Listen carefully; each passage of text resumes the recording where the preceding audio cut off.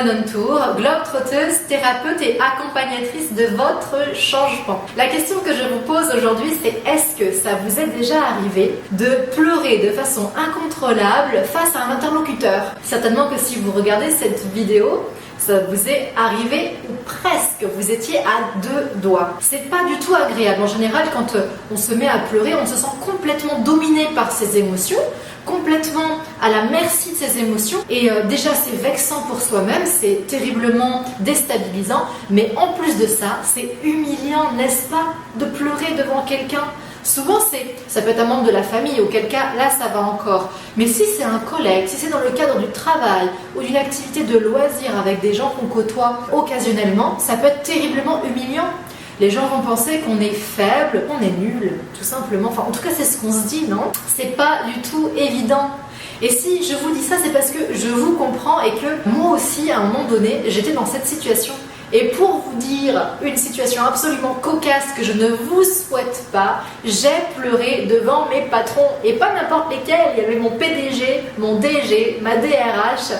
C'était une véritable humiliation. J'ai pleuré comme une madeleine, voilà, tout simplement. Et je m'en remets pas, c'est pas évident. Donc aujourd'hui, je voudrais vous partager 3 conseils, mes amis, que si vous appliquez, je peux vous assurer que ça ne se reproduira pas dans votre vie. Tout simplement, vous allez pouvoir calmer la tempête, noyer le poisson le plus tôt possible pour que les choses ne se produisent pas. Conseil numéro 1, anticipez, mes amis. Je pense que vous serez d'accord avec moi pour dire que les personnes qui nous font pleurer, on les connaît. Vous les connaissez. C'est peut-être souvent les mêmes personnes, ou en tout cas la même typologie de personnalité qui vous pousse à bout, qui vous titille, qui viennent vous chercher un petit peu sur ces points un peu de fragilité que vous avez en vous. Anticipez. Prenez un temps pour vous, pour respirer, pour penser à vous et travailler sur votre confiance, sur vos ressources et à visualiser et à faire de l'autosuggestion positive. C'est-à-dire que visualiser et faire de l'autosuggestion positive peut grandement vous aider à faire que l'instant se passe bien. Car en fait, ce qu'on vit est le résultat de nos émotions. Donc, si vous arrivez face à cette personne en ayant la boule au ventre et en sachant que ça va mal se passer, ça va forcément mal se passer. Par contre, si vous y allez en vous disant, cette personne, on n'est jamais d'accord, ça se passe pas toujours bien, mais je vais gérer, je vais ressortir de là positive, zen et dans une relation gagnant-gagnant, d'égal à égal, il y a des fortes probabilités pour que ça se passe beaucoup mieux. Conseil numéro 2, restez connecté à l'intérieur de vous. C'est-à-dire qu'ayez ce regard sur vous-même à l'instant où vous vivez les choses. Dédoublez-vous en quelque sorte, pour pouvoir anticiper sur les émotions. C'est un petit peu comme un orage. Au début, il y a le vent qui commence à forcir, il y a les nuages qui commencent à devenir un peu gris et noir. Et là, on se dit, tiens, il y a de l'humidité dans l'air. Ça va venir, ça va tomber. Eh bien, les émotions, on les sent venir, non? Donc, du coup, plus vous êtes connecté à l'intérieur de vous et plus vous sentez ces choses-là. Ce que je vous conseille dans ces moments-là, c'est de vous dire à vous-même, cette personne ne pense pas comme moi, mais je suis OK. Il y a des milliers de personnes qui pensent comme moi, mais malheureusement, elles ne sont pas là aujourd'hui. Donc je ne peux pas être en groupe pour défendre mes idées. Mais il n'y a nul besoin que je les défende, puisque je ne suis pas la seule à penser comme ça.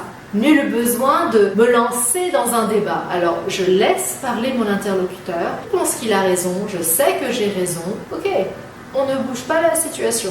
Et vous allez du coup en retirer de la zen attitude. Autre conseil que je vous propose également, c'est si votre interlocuteur vous agace profondément et qu'il commence un petit peu à vous titiller là où ça fait mal, faites diversion. S'il s'est lancé dans un discours, un monologue, posez des questions. Les gens adorent parler d'eux-mêmes.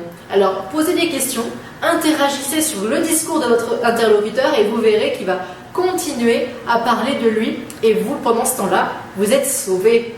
C'est-à-dire que toute l'attention n'est pas sur vous. Et là, vous pouvez un petit peu commencer à faire le safe place dans votre tête. Si vous ne connaissez pas, je vous invite à écouter la méditation que j'ai créée et du coup vous pouvez faire un petit peu retomber l'anxiété qu'il y avait à l'intérieur de vous. Et conseil numéro 3 qui va vous paraître un petit peu léger et pas très substantiel et pourtant qui est capital vraiment, c'est pendant que vous êtes avec cette personne, respirez. Respirez, vous me dire oui je ne cesse pas de respirer. En fait c'est respirer en pleine conscience, c'est-à-dire que vous écoutez la personne et en même temps vous vous écoutez respirer et vous mesurez l'amplitude de votre respiration, vous restez connecté à l'intérieur de vous-même et vous verrez que ça va vous aider aussi à tempérer votre rythme cardiaque et à pas partir non plus au niveau du mental. Quand votre attention est portée sur votre ventre et la respiration, vous n'êtes pas concentré sur ce qui se passe là-haut et concrètement ça va vous aider. Voilà mes amis, 3 conseils importants que je vous invite à appliquer et à me dire surtout en commentaire à la communauté Women on Tour là